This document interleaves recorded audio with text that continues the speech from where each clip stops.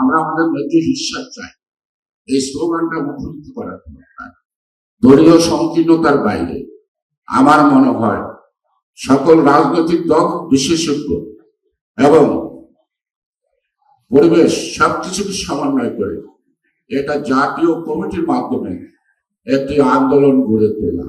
সরকার two সরকার ঝগড়া ফ্যাসাদ না করে আমরা আমাদের জনগণ তাদের প্রাপ্তির জন্য তারা সংঘবদ্ধভাবে যদি এই স্লোগানটা তুলতে পারে, তাহলে জাতিসংঘ থেকে আরম্ভ করে বহির্বিশ্বের সকল দেশ একটু সজাগ হবে, নাড়াচাড়া বসবে, তারাও চেষ্টা করবে এই অভিন্ন চুক্তিগুলি সমাধান করার ক্ষেত্রে তাদের পক্ষ থেকে সুপারিশ বা চাপ সৃষ্টি হতে পারে।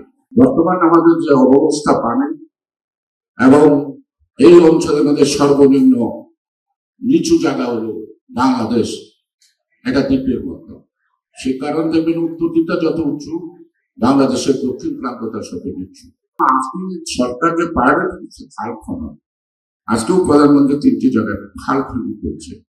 এই খাল খননটা যেন শুধু ভাব বা পুরানোর জন্য না হয়, এর শুধু প্র্যাকটিক্যাল এবং পরিকল্পিত হবে। এই খালগুলি পরিপূর্ণভাবে কাটতে হবে এবং আমরাও প্রত্যেকটা খালের মুখে মুখে সুইচ গেটের মাধ্যমে বর্ষাকালীন পানিটা যদি আটকে রাখতে পারি, তাহলে ভূগর্ভে যে পানির শূন্যতা দেখা যাচ্ছে তারও কিছুটা হলো হ্রাস পাবে। আজকে গ্লোবালি সকল দেশই সকল দেশের আশেপাশে আছে। আজকে মধ্যবর্তী যুদ্ধ ইরান আর ইসরায়েলের মধ্যে সীমাবদ্ধ নাই।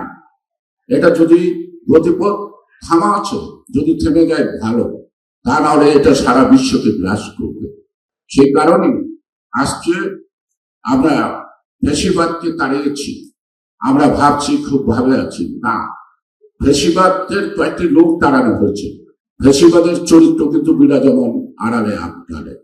তারা সুযোগ পাইল, তারা কিন্তু এই অপকর্মটি করবে, দায়টা দিয়ে দিতে নিতে হবে, সরকারকে নিতে হবে।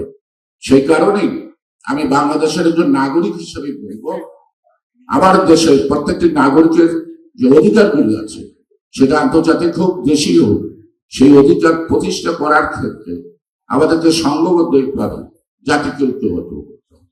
শুধু আলোচনার টেবিলে শেষ হবে না, আলোচনার টেবিলেও যারা আলোচনায় বসবেন তারা যেন তার চাপ অনুভব করে।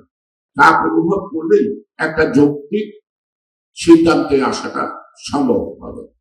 আমি হাত পাতলাম, রাস্তায় অনেক বিকুট হাত পাতে, কজন বিদ্যা দেয়, দাঁড়িয়ে বসে করে মাফ করে নাকি, কারণ বিকুটের শক্তি নাই। সেই কারণে জনমত, জনশক্তি, জনগণের কণ্ঠ যত বেশি